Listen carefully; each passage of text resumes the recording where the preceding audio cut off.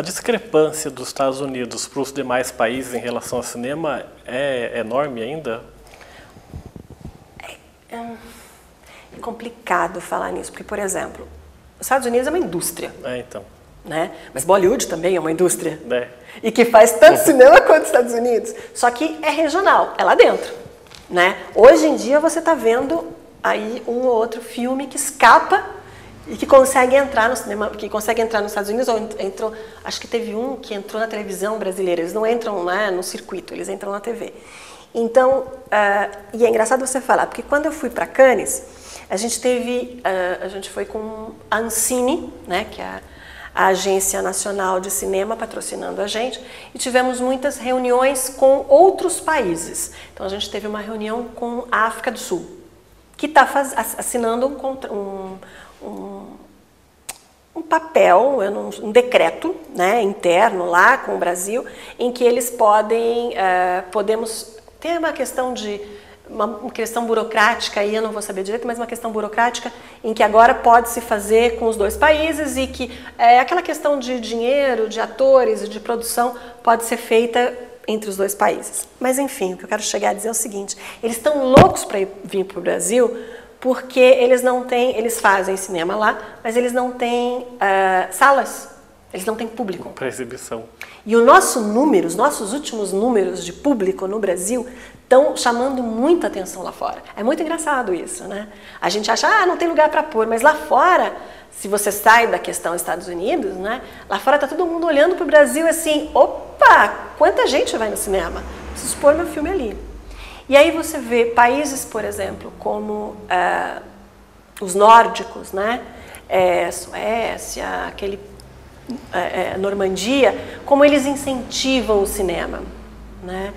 A quantidade de incentivos fiscais, não só fiscais, mas monetários mesmo, que eles dão para o cinema é muito forte. Mas não é indústria. Indústria só em Hollywood. Você falou do Brasil, que o pessoal vai muito ver filme e o pessoal de fora está impressionado com isso.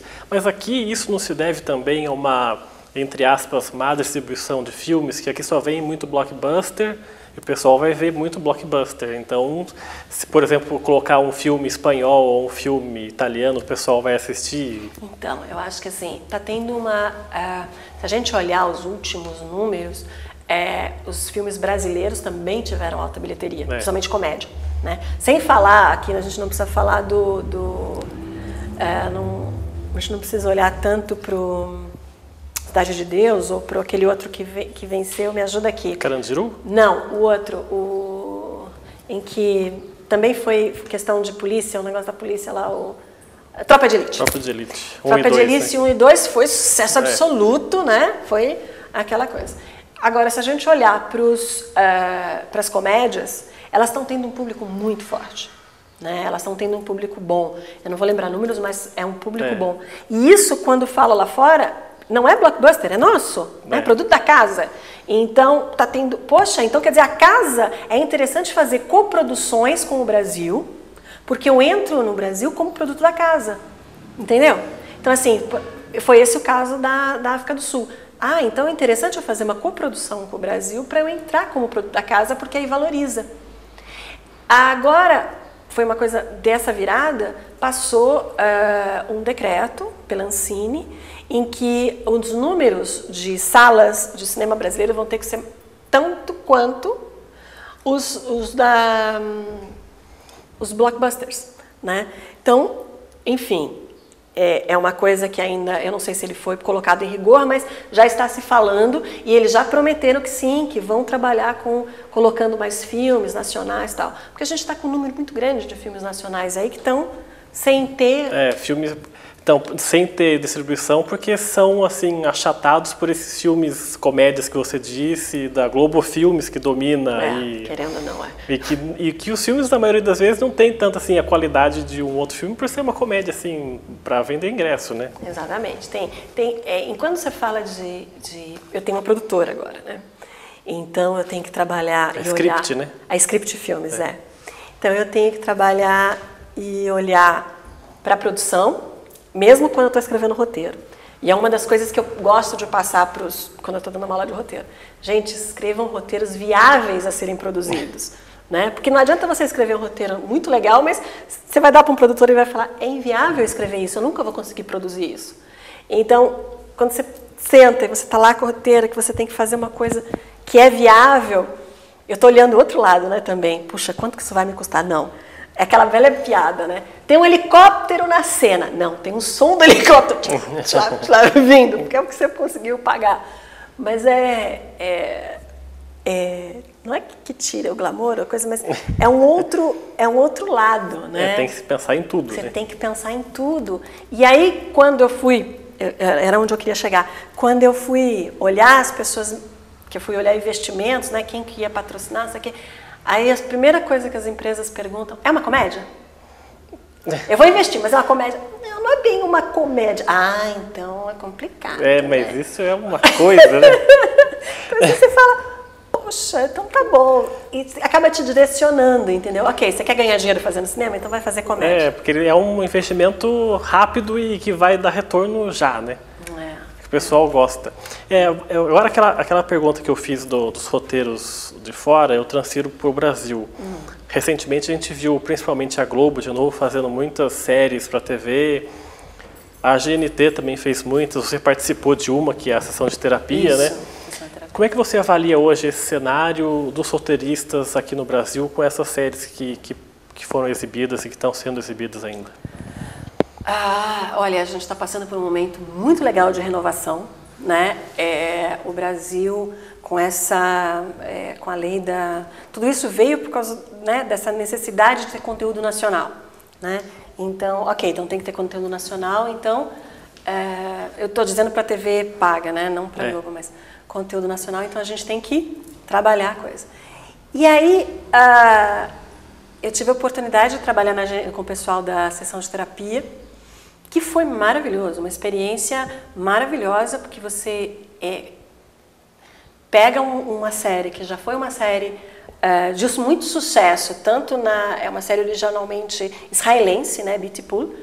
Ela fez muito sucesso lá, ela fez muito sucesso nos Estados Unidos como In Treatment, e chegou na tua mão uma coisa que já é super sucesso. Aí você fala, ok, o que eu vou fazer com isso? Então eu vou transformar isso da melhor forma possível para ter uma leitura brasileira.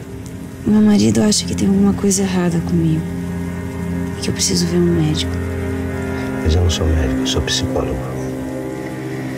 Posso te fazer uma pergunta bem direta? Continuo brigando com meu marido ou eu finjo que não tem nada acontecendo para salvar meu casamento? Esses médicos todos me levaram para uma sala. Eles começaram a me examinar. Tem um monte de mão mexendo em mim. Eu ando tendo uns ataques. Às vezes, as batalhas mais difíceis são as batalhas onde você tem que lutar contra você mesmo. Eu preciso da sua ajuda, Dora. Eu preciso de uma opinião sobre o tratamento do Breno.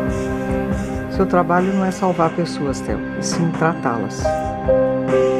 Se alguém sentado na nossa frente está em perigo real e nós não podemos fazer nada, qual o valor disso, Dora? Me diz.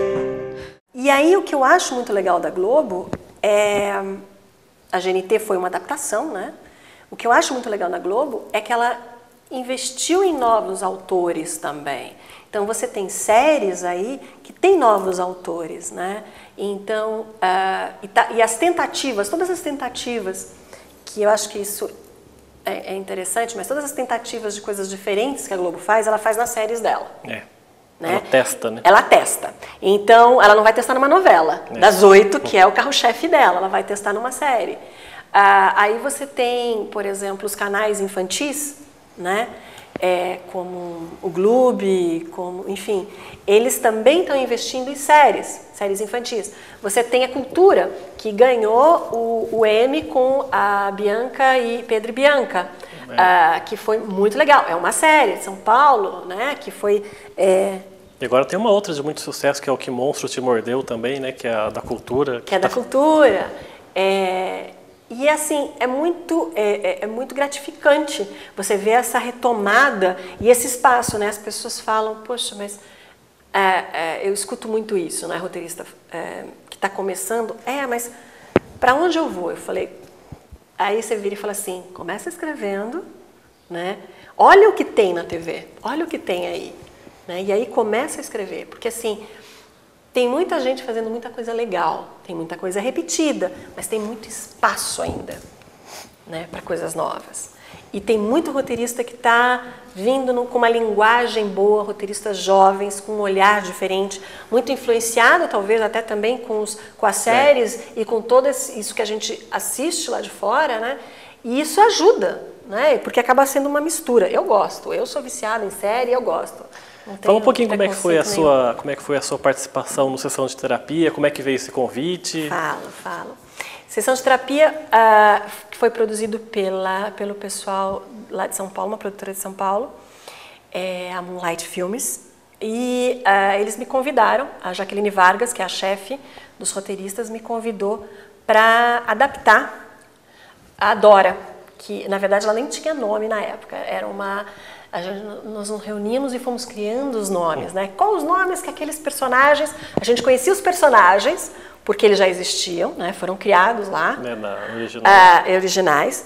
E aí, olha, os personagens são esses. E agora? O que a gente vai fazer com eles? Como que a gente vai traduzir isso para o nosso público, para o nosso Brasil?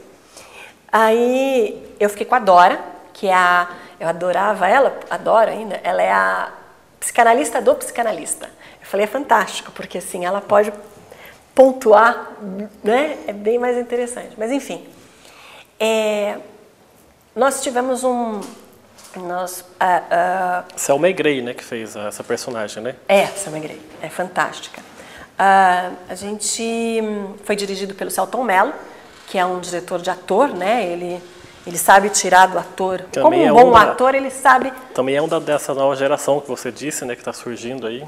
Ele também dessa nova geração, é um diretor de cinema também muito bom, trabalha com teatro, entrou em festivais, está aí com um nome bem forte, é um nome fora do Brasil muito forte. E ele sabe dirigir ator, o Selton ele consegue tirar do ator o que é necessário. E foi uma experiência muito gostosa você poder... trabalhavam 5 roteiristas, cada um com um dia da semana, porque esse é o Sessão de Terapia. Para quem não conhece, é um terapeuta que atende pessoas diferentes, pacientes diferentes cada dia da semana. Então, segunda é um paciente, é um personagem com um problema, terça, quarta, quinta, e na sexta-feira ele vai se consultar, que era a Dora. O psicanalista, né, o personagem principal, chama Theo, e a psicanalista dele era a Dora. A gente brincava que ela era Teodora. A gente começou com essa coisa, entendeu? Porque Teodoro seria, então assim, o Theo e a Dora, um complemento do outro, né? Então, e é legal quando você pode trabalhar com isso e você pode trazer coisas assim para uma série. A gente teve muito apoio, foi muito interessante que a gente teve muito apoio do autor, né, do criador da série lá de Israel. A gente conversava com ele por Skype, tentava entender tudo o que estava acontecendo, para trazer o mais também, não perder a raiz, né, do personagem. E aí foi adaptar para os problemas brasileiros, para os personagens mais brasileiros. Você chegou a viver aquela crise do cinema brasileiro do comecinho dos anos 90, ali, fim dos anos 80, com o Collor fechando a Embrafilme? Então, eu tava não, graças a Deus, não vivi ali, não. Nessa época eu estava entrando no teatro. No teatro? Eu estava entrando no teatro, mas... É interessante que aí depois eu fui para a Itália e a Itália estava com esse problema, entendeu? Eu falei, caramba! E, enfim, parece que, né, passa por todos os lugares. E hoje você tem a sua produtora, fala um pouquinho dos trabalhos também que são feitos ali, esses projetos para 2015 também. A gente está com vários projetos, então tem coisa boa aí. 2015 a gente está com a gente está começando um trabalho que é uma websérie que chama SOS Animais Silvestres. Eu peço a todos que entrem no YouTube, procurem SOS Animais Silvestres e vá assistir e também curta, se inscreva no site, no YouTube. Nós temos um fanpage, que no fanpage a gente coloca todas as informações do que está acontecendo. E é sobre animais, né? Sobre o dia a dia de um um biólogo que trabalha com animais de resgate de animal silvestre. E também temos as dramaturgias, né? Que aí são 2 trabalhos. A gente está com 2 animações. Uma chama O Tempo de Aninha, que é para criança menorzinha, assim, tipo até 6 anos, que é já está no processo de animatic, talvez até o final do ano, porque a animação demora, né, para ser tudo feito. Então, tem que ter paciência. Assim, tem que ter paciência. Talvez até o final do ano saia. E a gente está querendo primeiro sair no cinema, para depois entrar na TV. Mas a gente também está naquela coisa da negociação, para poder ver se de repente a TV se interessa, a gente diminui, corta em pedaços e coloca na TV. Então é aquele momento de negociação. E tem um outro que chama, uma outra animação também, mas esse é uma série, que é para TV, que chama Cupcake Monsters, que é mais para pré-adolescente, entrando um pouco nessa brincadeira do cupcake, de cozinha, desse universo todo. E tem uma outra série, que é uma série que a gente está entrando no fundo setorial, que é uma série de dramaturgia, que a gente chama... os 3 são, mas essa é live action, né, que a gente chama que não é animação, são pessoas, é live action. E que chama Segunda Chance, que a gente está em busca da grana para produzir. Então, assim, tem várias coisas que estão acontecendo, né? 2015 promete. Uma pergunta meio de leigo. Existe muita diferença entre fazer um roteiro para uma série e roteiro para um filme, independente do cumprimento desse roteiro? Tem muita diferença? Tem um momento em que eles começam a falar. Você consegue descobrir qual é a linha deles, né? A linha de raciocínio dele, para onde ele vai e tal. Então eu entro num diálogo comigo e com eles por um bom tempo. Eu não consigo escrever nessa fase. Por isso que eu sempre estou olhando em deadline, né? Qual é o prazo que eu tenho?